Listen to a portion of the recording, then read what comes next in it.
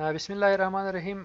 بیا هم سهار کې ما د کورل ډرا څلورم لوست کې په پښتو ژبه ستاسو په خدمت کې په تیر درسونو کې ګران دوستانو منګه تر د کراپ ټول پورې وویلې. نن منګه زوم ټول باندې خبرې کوو چې دا هم یو ډیر اړین ټول دی. کله چې منګه زوم ټول انتخاب کو دلته د پراپرټي بار کې موږ سره دا آپشنونه دي چې لومړی آپشن دی زوم ان موږ سره نارمل زوم کوي صفحه او زوم اوټ.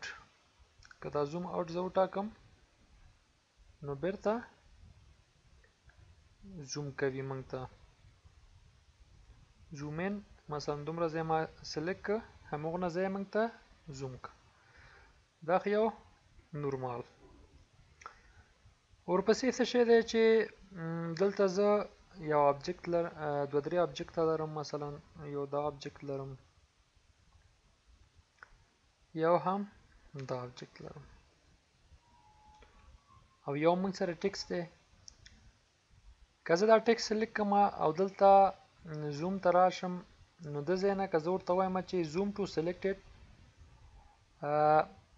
یعنی کم شی چې ما سلیکټ کړی هغه راته زوم کا، نو دا که زه وهم همغه یې راته بالکل را زوم کا.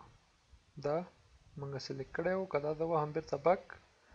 اوس که زه راشم دا آبجکت زه سلیکټ کړم او زوم ټو سلیکټډ ورته وایم نو فکس همدغه آبجکت کې ما ته را زوم کا. بیرته زه دا وهم همغه عادي صفحې ته راځي او شفت F2 هم دا وظیفه کوي. که زه شفت کې کاغلی وساتم او F2 بټن ووهم نو یعنی زوم ټو سلیکټډ دا یو، او دا یې برعکس کار کوي چې بیرته همغه نارمل صفحې ته راځي. ورپسې دا څه کار کوي چې دا فټ ټو پیج دی. زوم ټو پیج یعنی فټ ټو پیج اما خپله مکمله صفحه څومره چې صفحه یې نورمال حالت کې هغه موږ ته دلته نورمال راولي. ورپسې دا د زوم ټو پیج ویت. زوم ټو پیج ویت یعنی دا کومه صفحه چې موږ سره ده دا د صفحې بر دی او دا د صفحې اوږدوالی. دا آپشن چې دی دا وایي چې موږ ته دا صفحه په دغه بر باندې را زومه که. که زه دا وهم نو د صفحې بر ګورې مکمل دا صفحه موږ ته په بر باندې را زوم کړه. که په دې کې آبجکت مکمل ښکاري که نه ښکاري خو دا صفحه په بر باندې موږ ته را زوم کړه. او ورپسې د زوم ټو پیج هایټ خو دا دی یعنی جګوالی. نو که دا آپشن زه وهم د صفحې جګوالی که دلته دا ځای ما ته را زوم که.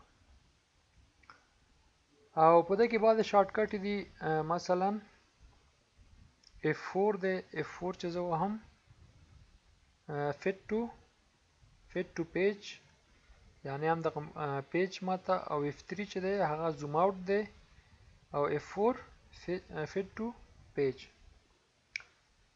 او دلته شفت 12 چې اخو زوم ټو سلیکټډ او بیرته که F4 وهم عادي حالت ته راځي.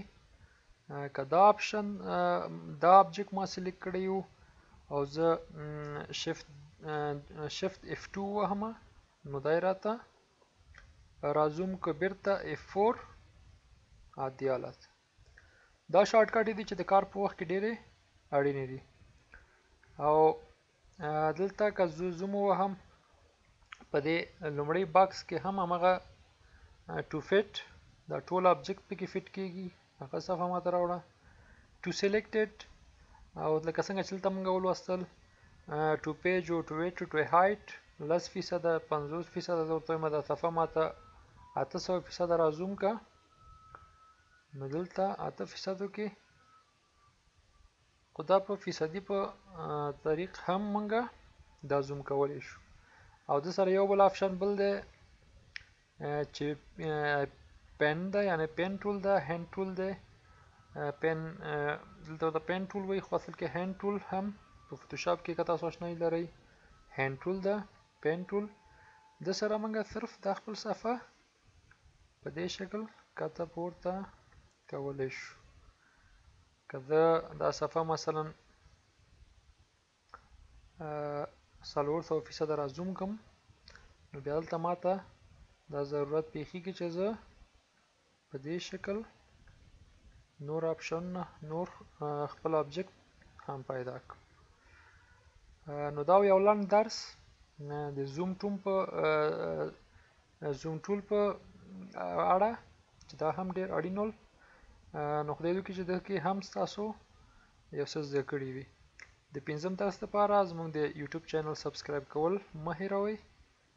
که څه ستونزه هم درلودله نو موږ ته ایمیل وکړئ یا میسج پرېږدئ.